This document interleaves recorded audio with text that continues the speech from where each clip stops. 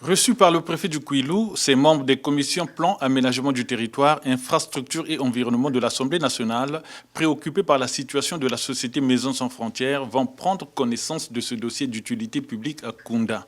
La commission plan qui est venue donc dans nos départements du Kouilou et présentement ici à Luango pour effectuer une visite des Maisons sans frontières.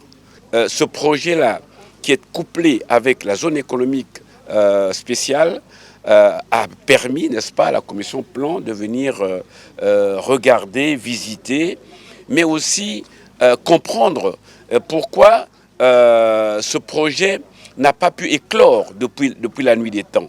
Après ces civilités, ces parlementaires se sont rendus sur ce site de 500 hectares environ où certains projets en cours d'exécution auraient été étouffés par le ministère des Affaires foncières.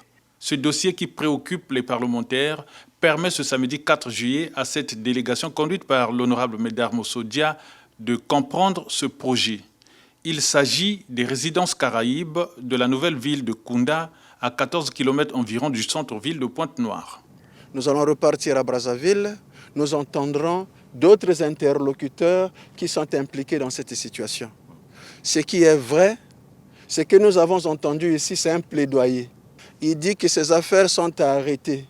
Et cela, à la clé, il y a un coût financier énorme, très énorme. Il sollicite qu'on lui donne l'autorisation de poursuivre son travail. Et nous ne pouvons pas aujourd'hui lui dire que voilà, nous avons déjà tranché, parce que nous l'avons entendu, nous avons vu les documents qu'il nous a présentés. Et il nous reste maintenant à aller écouter aussi les autres autorités de la République sur ce dossier. Et en ce moment-là, nous ferons rapport au président de l'Assemblée nationale.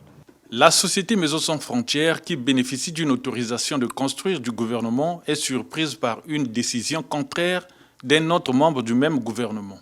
Ce projet d'utilité publique qui concerne les habitations, le parc animalier, des espaces de détente et intègre d'autres aspects tiendrait compte de toutes les classes sociales.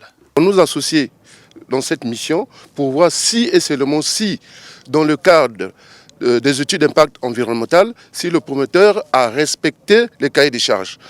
Nous allons faire un rapport dans notre commission pour prendre une bonne décision afin que l'opérateur puisse reprendre. Parce que vous avez ici les autorisations qu'il a eues au niveau d'autres ministères, il y a eu des interdictions de notre ministère. On veut savoir pourquoi. Notre stratégie de travail, c'est de vouloir toujours légiférer par la preuve.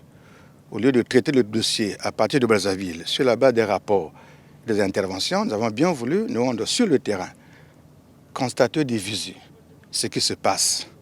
Nous rendons compte effectivement de la réalité des faits, de sorte à rendre compte, avec preuve à l'appui, au président de l'Assemblée nationale qui nous a instruits. S'étant désengagé sur un certain nombre d'investissements pour la période 2018-2020, l'État privilégie l'investissement public-privé. La commission est venue ici parce que c'est une commission spécialisée dans le cadre de l'aménagement du territoire. Et ici pour regarder aussi les textes.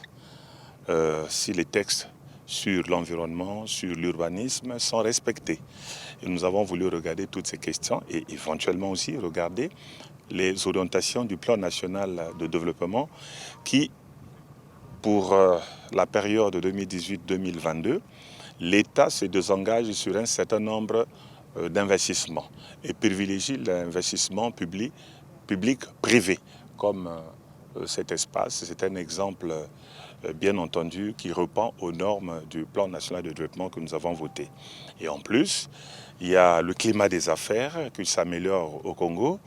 On peut s'installer à travers une convention et quand le problème ne marche pas, bien entendu, on peut saisir une institution qui est l'Assemblée nationale qui est en charge de contrôler l'action du gouvernement. Les investissements assez lourds qui se font ici puissent continuer parce que derrière ces investissements, il y a les créations d'emplois, donc résoudre les problèmes sociaux en ce qui concerne du travail.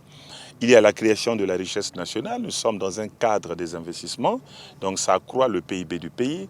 Il y a un autre cadre, l'amélioration des conditions de vie des citoyens sur le logement. Attendant les conclusions, La société Maisons sans frontières ne peut entreprendre aucune activité sur ce site.